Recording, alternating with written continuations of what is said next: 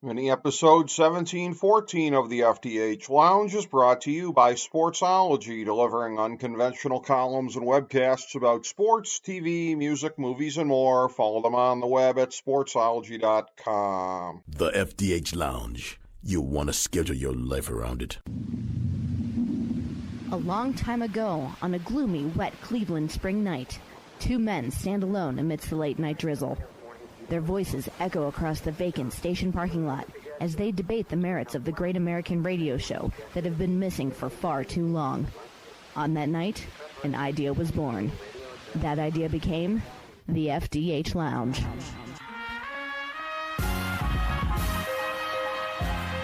Welcome to the FDH Lounge. Hello, everyone. Welcome to FDH Lounge mini episode 1714. This is FDH Managing Partner Rick Morris, coming at you today with one of our favorite FDH Lounge dignitaries, FDH Hoops analyst Ben Chu. But he has been here for things other than hoops over the years, primarily of which a mini-series that we've done on the show on the streaming industry, since he and I are both endlessly fascinated by it. And there are some very, very big developments happening. One that we know for sure, one that we're seeing the beginning stages of, but we don't have much in the way of details, and one large reaction to that, which is not official, but does seem to be in the making. And, of course, the first one that we'll get to, of course, is what we know for sure is going to happen, because under cover of darkness, they ended up putting this deal together. The ESPN entities, Fox and the Fox Sports entities, and the Warner Brothers media entities, which are to include, most importantly of all, TBS and TNT, the commonality of which being sports from all of these entities together on one package. And for as much as we've always been waiting for, well, when is the era of a la carte going to come and this kind of stuff, ESPN's going to go a la carte in 2025, but I'm not sure anybody's going to care, because this whole thing here, the future, it turns out all along, was the skinny bundle, but a sports-oriented skinny bundle. We've never seen one like this before. And again, Ben Chu, this is one of these weird things where, the future is actually like what we were seeing maybe, 10, 12 years ago, except that it's built almost exclusively around sports, or a sports focus anyways. Right, and Rick, it's something that we've noted is what's currently propping the current cable system up, which is live sports. Yes. And we saw a little bit of it with Max earlier this year when doing the Bleacher Report add-on, where you're allowed to watch games from the NBA, the NHL, Major League Baseball, and college basketball, and U.S. men's and women's soccer on the Max app. So we saw this, and we've also seen in the past too, Hulu with ESPN Plus has had some NHL games and some golf on their channel. But this is the first real instance that we've seen where, and I think in recent memory too, where three media conglomerates have all decided to come together to put together this sort of streaming sports package, which will have all the entities from the ESPN family, including ABC, Fox, including Fox Sports 1, Fox Sports 2, and then the Warner Brothers Discovery team, which essentially is Turner Sports with TNT, TBS, and True TV. So it's going to be very interesting. I know we've discussed that it's coming to be known, possibly known as Hulu Sports. So it's going to be really kind of intriguing to see what happens and see where the price point is going to be for this additional bundle that we might see in the near future. Well, and one of the things I think that's the biggest surprise about this, Ben, is it's just something that we are not used to seeing in our system of business, at least in America. Now, I know overseas sometimes in different markets there have been partnerships between Disney and Fox. I mean, you hear about this, that overseas that's been the case. But it's one of those things where, as much as we hear the phrase, said sometimes in different places, well, you can't be half pregnant. Well, here you kind of can, I guess, because they're not merging. It's not a merger of the three companies, which would be an ultra mega conglomerate. It's they're going to be partners on this platform. They're certainly going to be stakeholders in each other's success, but they're not going to be under a common bunch of shareholders or anything like that. They're going to remain three different entities. There's going to be one CEO that is set up to run this new platform. and it's going to have to be somebody where all three companies are going to have to be convinced that he's not going to favor one service over the other two with different directions here. So it's going to be really, really interesting because at least domestically, Ben, I mean, I can't think of anything. I don't think we've ever seen anything like this in America previously in the world of business. Yeah, and outside of like some of the like major partnership deals done in previous, and like maybe the food industry, or if we're talking in terms of, you know, maybe more tech, we've seen stuff like that happen, but it's pretty rare to see, especially within entertainment. Yeah. Multiple companies essentially homogenize together to put all their content together. I mean, the most notable quote from anyone about this was Disney CEO Bob Iger, who said he'd rather be a disruptor than be disrupted. So it's a way, I think, for these companies to gain more financial advantages and open up live sports for more people. But also at the same point too, we have to discuss that this could also put a lot of pressure on some of the bigger tech powerhouses like Amazon and Google, who has YouTube TV at the current period of time. So there's so many little machinations, but just like for the initial thought process, this is a win for sports fans who want to get live sports and get a wide swath of live sports, from the NBA, baseball, the NHL, the NFL, Formula One, some football as well in there too, essentially European soccer. So there's a little bit of everything for everyone within the bundle. College football is also going to be a big part of that bundle as well too. So right, and there's a lot of things. It's just it's so shocking because I think I remember reading the report that first came from, I believe it was CNBC of all places. It was very striking that something would this happen, because I think most of us just sort of teetered off the scenario that this would never happen, or more along the lines that we would see like a partnership between one or two of them. We know there was a timeline where Warner Brothers was talking to Paramount about possible acquisition at one point. So yes. It's going to be it's very interesting to see how this plays out, but it makes a lot of sense for a lot of these entities. And again, I don't know how this impacts sports rights in terms of the NBA is probably the most notable entity coming up for bids. So we don't know how that's going to impact individual platforms bidding for the NBA, but it's definitely something we'll have to take note of. Well, I know the sports leagues are a little bit concerned about collusion because, again, the fact that each of these entities is at least a stakeholder in the other ones here, as long as it's on the overall platform, now it's at a point where it's not exactly an unmitigated minus not to have something, as long as one of your partners on this platform has it. And that's where, again, this is one of these things of we've seen entities come together in entertainment over a period of time, but it's always we've got something you don't have, and vice versa, of where they're trying to fill holes in there. These are competitors in the same sphere. They're all bidders after the same sports rights. And that's the whole thing of if there wasn't going to be this mega merger between all the different entities, which in its own way is super improbable, this type of thing seemed equally improbable, because getting each of these ventures to where they could be invested in the success not merely of themselves but two other entities is really quite incredible to think about, even after we've had a few weeks to ponder it right now. And it just makes you think about all the different dividing lines out there, the coming together of some of these different entities. I know that ESPN, they said at one point it sounded like a pipe dream, and my guess is it was just a smokescreen while they worked on this behind the scenes, but we want to be a stepping off place to where somebody can click on our app or website or whatever and go watch something from anywhere. And even if it's not on our platform, and this is going to be the partial realization of that quote-unquote dream of theirs, but it's one of these things where, again, you talked about between Warner Media and Paramount that they had been tight ever since the early 2010s on March Madness every year.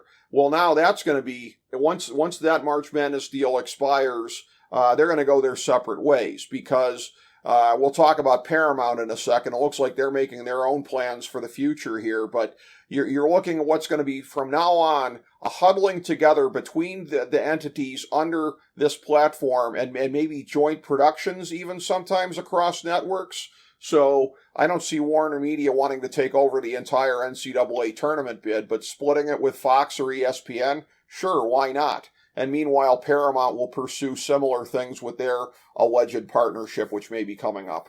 Right, and I think one of the bigger questions is that we saw little inklings of this earlier in the season when ESPN and Turner combined for the in-season tournament. Yes. For the NBA. So we saw a little bit of that, but again, I think a lot of us just purported that to just be things that were there. It's just strikingly based off of all the power players of this game. This feels like a Bob Iger move to try and make something off. I don't think David Zanev is really someone who really tremendously cared about live sports outside of maybe putting stuff on Max. And Lachlan Murdoch is a very notable sports figure overseas, but I don't really think on its own there was really a huge push for them to get into the live streaming business. And this is definitely interesting to see too, because we've noted, Rick, too, Fox does not have a paid streaming service at this period of time. Nope. If we count Tubi, maybe, but that's more of like a delivery vehicle, very similar to Paramount's Pluto TV. So it's not like it's not a paid platform. It's essentially just it's a UI system that delivers content with advertising on it. Yes. So It's very interesting to see. This is Fox's first move. Could we see a scenario where they decide to put sort of a mini package together in the future? I can't rule that out. It would be very similar to see if, at some point down the line, and we've alluded to that there's a scenario where Paramount and NBC, Peacock can team up together and do their own little bundle. But it's just the question that ultimately is the big story around this is not necessarily also all them coming together. It's just, it feels like the story, at least for the on Wall Street level, is, well, the bundle itself doesn't hit everything. You're going to still have to find your way to watch some of it. Like if you're a European football fan, you're probably going to have to go to Peacock and Paramount for the Premier League, for the Champions League. You're going to miss some CBS NFL that's not going to be on this package. You're also if you really want to watch some Big Ten college basketball, you're probably going to have to go to Peacock as well to watch that. So the issue is that a lot of people there on Wall Street, the confusion is that, well, this doesn't encompass everything, but on the linear level, it encompasses a lot of stuff for the singular sports fan who, and I note this too, and we've discussed this within the genre of the boomer and the millennial, and some Gen Z, I know Gen Z, at least based on the data, doesn't watch as much sports as much as the older generations. It does feel like this is the first real foray for these media platforms to put together a sports package and make a profit from it at this time. It does. And this just shows that there will never be the complete unbundling that we have thought all along there was going to be at some point. You go back to the late 2000s with HBO and Showtime, and it was like, okay, well, ESPN was the one we were all waiting on. And we never could have known that when ESPN would announce they were doing it and really setting a date certain, 2025, that it would be anticlimactic, because how many people are going to go for ESPN on its own as opposed to this platform here where you're getting the other things in with it? And there will be the ability to bundle in other services with it. Ironically, Hulu was one of the ones mentioned. Max is one of the ones mentioned. So you're going to have the ability to do that. As you said, Tubi is a thing where it's a completely free service. I could see them potentially maybe paywalling some things on Tubi to where you have to have an FS1. You have to be a subscriber to get FS1 maybe. That could be something that they do. But basically, the Max thing, what I'm thinking is going to happen from there, because Max was potentially going to have its own potential, grow out situations here. My guess would be, because if you're looking at a package like that, one of the things is, and I don't know how you exactly, because they don't have CNN FI the way that they used to. So for anybody looking for a financial channel, like any of the day traders I know, I don't know how easy it would be to put one of these ones on here. Although just on any smart TV, you can get Cheddar News or anything like that performs the same function and is a free channel. So there's already free financial channels out there to where you wouldn't necessarily need this. If we're talking about Max 2, Rick, they already also have CNN Live. I was going to ask, that is that a thing there? Because I didn't know for sure. Yeah, that is, yeah. Okay. They do have CNN Live. Yeah. Okay, well, there you go. If you get or Max... at least enough VOD on demand. Okay, all right. But in most cases, they do have live news, and that is not an add-on to Max. That is something that's currently a part of Max. Now, that could change. That could also go there. But also, just in terms of Max, just in general, I just want to note this. I don't think they're going. This feels like, at least from what I'm reading in the reports that I've been told, that it's going to be its own sort of singular service, and all these entities are still going to pursue their own interests. Like Bleacher Report add-on to Max will still exist. ESPN will still do a DTC sort of thing. So those things are still going to exist. It's just this is going to just be another outlet, right? At this period of time, or maybe even depending on if it is Hulu Sports, another sort of little thing that you can add to your package. I know they haven't filled in details yet. I haven't seen if any of the ESPN Plus stuff is going to be a part of this as well. You would think so. I believe that it was confirmed that it would be a part of this. Okay. And the question ultimately would be is in regards to the pay-per-views. I figured that would still be a separate cost, but okay. I'm assuming that's in there too. The ultimate thing to also note with this too is that just for anyone who isn't more well-versed in the subject, you will, for this bundle, still get the linear channels and the coverage. You would still be able to get your local ABC and Fox affiliates. Okay. And you would be able to still see other things, but also there are things that would not be part of it. Like you wouldn't get Fox News or Fox Business News. Right. You wouldn't also get, I believe, some like Turner Classic Movie stuff would not qualify as a move over as well. So there are other entities that will not be a part of this deal. Right. That some people could get confused with and think that they are included as part of the deal because they're entities from the company themselves. But this is strictly linear channels that have sports programming on it. Right. And that's where, again, you can tack on. They'll let you do it as part of a bigger bundle. Hulu, Disney Plus, Max. Again, if I'm going to editorialize here, as somebody who is a big advocate for what is on both Hulu and Max, I would highly recommend adding both of those to it. And on Max, when you're talking about Turner Classic Movies isn't a part of it, you're right. But if you have Max, you've got the entire Turner Classic Movies library there, so same difference. So there will be some things that will be incentives to tack on the streaming services with it here. And, I think that is going to be something that you're going to see an awful lot of. Now, the reaction to this, potentially, and unconfirmed, but it's one of those things. Now, look, I thought the Warner and Paramount merger made too much sense not to happen, and it didn't happen, so what do I know? But this feels like it makes too much sense not to happen. The biggest broadcast entities who were left out of this, Comcast and Paramount, they are now talking with each other about Peacock and Paramount Plus, and this would be a thing that I would guess would be, again, very, very similar in scope. We are only speculating at this point in time because it's just rumors that they are talking to each other. I think there are some different well-sourced stories that have been out there on this. But right now, still in the rumor phase, it has been reported on by the Wall Street Journal, so there is some substance to it, I'm sure. But thoughts on that, Ben? That's a thing where, again, from a sports standpoint, it would be a lot weaker. That's where maybe they try to build it maybe more so around entertainment brands and some other things like that. But you're also sitting outside of a lot of entertainment brands as well when you don't have WBD and Disney as part of your deal. Right. And one question that is going to be asked is there enough sports content for that other hypothetical deal? Nope. But one question that was also brought up too is that Paramount Plus was looked at as an acquisition target.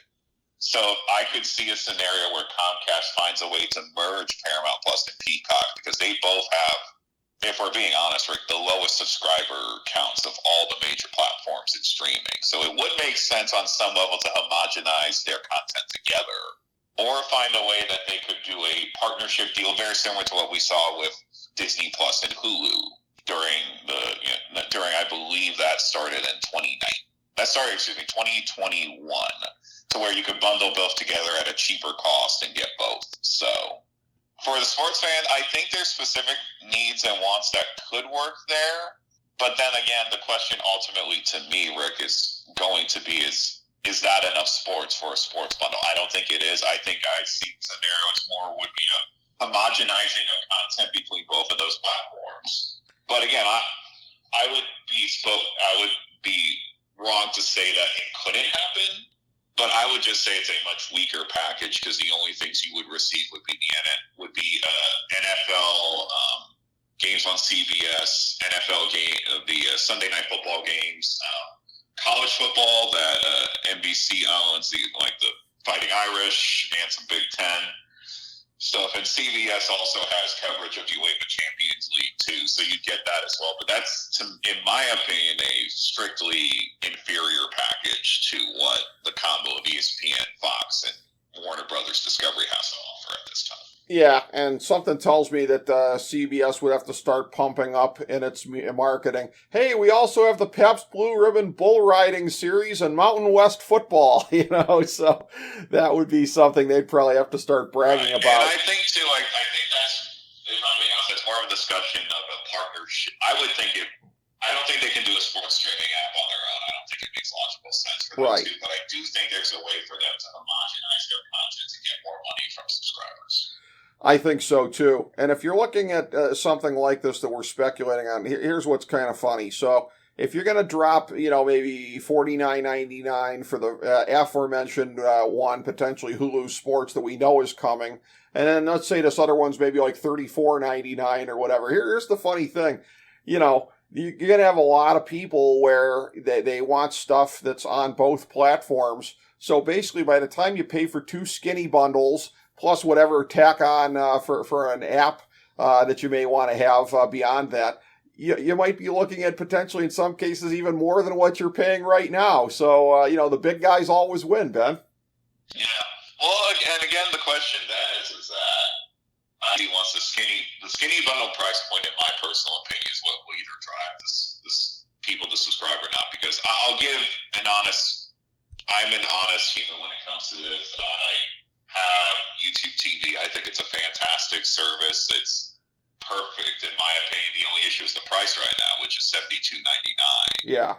So there are enough people, I believe, because one of the speculations from Wall Street investors and just commenters about the service is that why would anyone pay less to get less channels? But the question ultimately is that in terms of saving money, and if we're being honest, I like to use this rule, there's not a lot of overlap between people that watch sports and people that watch other things on YouTube TV. Yeah. And if there is a way that, I don't have to, I'll use just a basic example. If I don't have to pay for Bravo and, Comment TV for Sci-Fi or Sci-Fi Channel or Disney channels, if I don't have kids, there's a legitimate amount of people out there that will consider it. And one things that you can also note is that the younger generation, even though there's data numbers that they do not watch as much sports as like Gen X and the boomers and all these other people, they've never really had an opportunity to pay for a small amount to watch sports. Like the most that they've always had to pay is usually the cheapest thing to buy right now, just for any sort of level of live sports, would be Max plus the Bleacher Report add-on. But that's still around about a $34 to $35 narrative. Right. And if there's a way also to get linear channels along with it, with ABC and Fox, which, if we're being honest, outside of CBS, they are two of the most popular linear channels on TV right now. Right. So there's a way to acquire that for a period of time. That's too, and I know this too, and we've always discussed this. The economy has been sort of weirdly in flux. We're also in an election year, so I would make the argument I would have to believe that there's at least 5% of Americans, and just in general, that if they were given the option of a skinny bundle to save $30 and still keep the things they like, which is i.e. sports, I think most people would do it. I think so. So, yeah, I think that there is going to be quite an audience for, again, at least the one we know about, the potential Hulu Sports. We will have to see what stems up around that, that if the CBS and NBC coming together, if that ends up being something that is able to offset that in any kind of a way. Meanwhile, a couple other folks are going to have their hands in the air going, hey, remember us? Those being, again, among others, Amazon, Google with YouTube, since they have NFL Sunday Ticket, Apple TV Plus. So you have a few other entities here where you're still going to have their services to watch certain things, sports and otherwise, whether or not you have these other services. Right, and I like to use this rule. Currently, anyone the joke is that this is just cable plus at the end of the day. But to be honest, if you're a fan of a certain thing, if there's a way for you to go after it for cheaper, you're going to do it cheaper every time. I don't know if many people were like, yes, I would like to pay more money to get the things that I need to watch. Right. It just doesn't logically make any sense. One thing I do want to talk about that I don't think anyone else has even commented on is that there's going to be discussion about UI and user interface, because that's always been one of the big things with streaming that we don't really tend to talk about as much, but UI is going to be huge to this project, especially if they're using the existing platform of Hulu. That would make it easiest so that people aren't going in, because if, let's say hypothetically, Rick, this is a new built up from the ground platform. Well, if the UI is terrible, there's buffering issues, people will drop the platform for YouTube TV easily then. Right. So user interface is going to probably, there's two major things that are going to be essentially determinant of this scenario if this is successful or not. It's going to be price point and user interface. Those are the two. Right. And if it fails on either one of those, people will just stick with YouTube TV or essentially will just stick with YouTube TV or their cable provider then. Right. I think that's true. true. I'll use this rule too, and I think it's a fair assessment. Because some people are like, well, it doesn't matter at all, Ben, you know.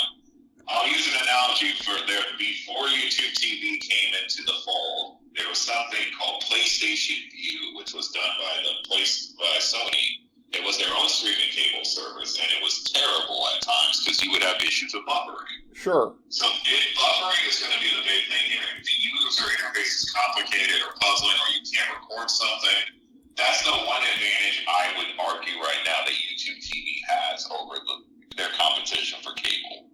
Yes. And those eyeballs. It has the best service, it has the best platform. And I think, Rick, and it's going to be a fair question, I'll put this out there. If the price point is $49.99, I would argue that's a too high price point, because if YouTube TV is only $72, I would rather not worry about saving that $23 a month to have a more stable service that is YouTube TV. Yeah, and that's the whole thing too. But by the way, in none of these areas, as we've talked about, much like how Amazon, etc., will be outside the bounds of this, so too will be any of the regional sports networks. So it's one of those things where, again, to save that much amount of money but put at risk being able to watch my Cavs, yeah, not so much. So, you know, at $49.95, that would be something where I would not be interested in doing that because of the number of other things that I'd have to tack on top of that. If it's $39.95, $34.95, which I highly doubt, any of those things maybe, but yeah, it reaches a price point where the number of other things that are going to be necessary to have could basically price out the option of going with that. Right. And I think for me, just in terms of a speculator, I would say $39.95, I think, is the optimal price point. You would think so, yeah. Because you get enough people that will quit YouTube TV, and you still get enough platform. And again, that can just be an introductory rate, Rick. That's fine. Right. If it goes from 39 to 45, I think a lot of people would be okay with it. If it's $49.95 off the bat, I think a lot of people will be turned off, and it will not. It will be moderately successful at that point. I would think so, yeah. So and it won't be the breaker. And I feel like, again, Wall Street's going to say it's a bigger number, but we said this before. It has to be the right number. And the right number, I feel like, for what you're acquiring is an introductory price point of $39.95 with the potential for it to go up to 44 or 45 after a calendar year. Yeah, well, I mean, and it'll get there. We're in an inflationary time, so it'll obviously that's going to happen no matter what. Yeah, I guess that's a good price point is going to be one of the make or break things here. If it's too high, people will just stick with their existing cable platforms or YouTube TV at that pace. You make a very good point. An introductory price of $39.95, that would be something right there. There's something about that of having it quote unquote below $40, even though you'd have to be a real rube not to figure out tax and other things like that in there. But still, below $40, that feels like in today's day and age something that would be a grabber for people. Right, and I feel also too, we also have to note that if it is sort of encompassed in the UI of Hulu, that will also be beneficial to them too. It will. Because if it isn't, then it's going to be even more. It's going to be a higher level of complication because then you're going to have to go through another app. Right. And if it's already in Hulu, if anyone who has Hulu, like to get to live TV, if you have Hulu plus live TV, it's really easy to get to it in the menu. So right. I think that will also matter too, because if it's a separate platform, then you also have to worry about the UI and the platform. And we saw with the rollout of HBO to HBO Max to Max, how big of an issue that was. Yeah, and it's one of those things. There's a way for them to put it into Hulu. It makes a lot more sense than to just go on an independent trail and create a whole new app. It does. And to my point about $39.95, I feel it's not the same as $49.95 because, like, people would be like, I know I'm exaggerating wildly, but it might as well be $50 they're asking for from me versus if it was $39.95, my gosh, that's not even $40. So it just feels like there's a psychological barrier there versus, speaking of psychological barriers, the thing that, as I said to you off air, makes the most sense about Hulu Sports is Hulu. And again, it's mostly me and you guys like us that are really in the weeds, that really understand these things. But Hulu started as a coming together of different networks. And Fox was a part of that at one point. And NBC, if I remember correctly, I think you could see The Office on it back in the day when it was going back when it was in first run. And, or I should say, not to date this mini episode here, the first time it was in first run, in case we get a revival of it here at some point. But anyways, you've got a situation where if you named it after ESPN or Disney, if you named it after Fox, if you named it after anything WBD, you'd be favoring one of the three services. I mean, essentially the only alternative to Hulu Sports that makes sense is if it was to be Disney plus Max plus Fox. And I think that's too long of a name. Yeah, it's too long. I mean, if you wanted to call it something sports related, you could. I just feel like for brand recognition, then you have a lot less work to do. Right. And I can't really think of someone who isn't exactly technically sound on all the individual things. But ultimately, if you're just creating another package off of an already existing user interface or UI, it can't be that complicated. Yeah. One would It's pretty simple to me at that point. Because creating something from scratch, and again, we're noting this just because the projection from the original press release said it would be coming in Q4 of this year. Yeah. And we're in February now, Rick. Right. October, November, it's not that far away at this point. Well, and I was... to do everything from scratch, Rick, you can guess that's kind of, They're not giving themselves a lot of time, that's for doggone sure. So I have a feeling there's a plan in place for this Hulu UI that they can put together. And it would be really also easy because, in a way, it's a win for Disney because I know Iger had mentioned in the past, too, that he didn't exactly want to break up Hulu or just go put it all on Disney Plus just because of, parental controls and all these other things. But it would be a way to keep Hulu alive and keep that UI separate. It would. From Disney Plus. And you would still be a way, too. It's like you can still, we now exist in a timeline where Disney Plus now has the Hulu tab. So you can watch Hulu stuff on Disney Plus. That's not going to go away. That will still be there if you ever do need it at the end of the day. But it's just an incredibly intriguing scenario because we've never seen it before. And I think that's why all of us were incredibly puzzled when it came out. I think we all thought there would be a scenario where two of these behemoths would combine together, but we never thought that three of them would do it at the same time. Right. And not, as we keep saying, not a full-blown merger, but just this oddly defined partnership between them to where they're not shareholders in each other's companies, but they're stakeholders in the same entity, which is, again, as I said before, like being half pregnant. And it's one of these things, too, where if it is going to be Hulu with this here, one of the news reports we saw, I think it was from The Desk, which did a very good job of reporting all this out, was saying that Disney already owns the HuluSports.com domain, which the one thing that tells me, Ben, is I need to go buy up the domain for HuluSports.com with 2 U's. Well, Hulu always has live sports, so I mean, it's kind of hand in hand, Rick. It's not really that complicated. Yes, because as you said, Hulu has always had live sports, so it fits really well in this scenario. It does, because so it just feels like, it almost like the analogies. It's almost too obvious. Sure, like there's not to be the case, and it will, and I do think that the big thing in this situation, it's price and ease of use. Yeah. And if it's very easy to do, I think a lot of people, including myself, could get rid of YouTube TV for this. Yeah. Because if I'm just a fan who cares more about the NBA or the NHL or Major League Baseball, why would I pay $30 extra, like $20, $25 extra a month on streaming TV at that point? Well, yes. And, that's a very, very good point. And as somebody who has the bundle, yes, I can watch ESPN Plus stuff from the Hulu app.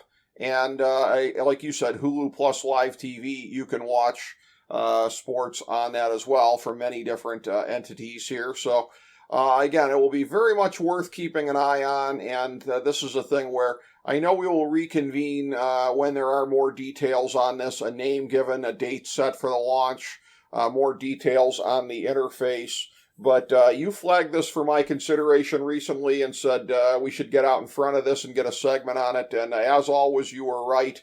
And great to be able to deliver a great level of analysis to the people. Thank you so much, Ben Chu. Oh, I appreciate it as always, Rick. If I've learned anything in this data that came out recently, polyamory is on the rise, my friend, so why not with our sports bundling packages as well? It's the sports business equivalent of it. Wow. Talk about ending the segment on a high note. Thank you so much, Ben Chu, and thank you everybody for checking out FDH Lounge Mini episode 1714.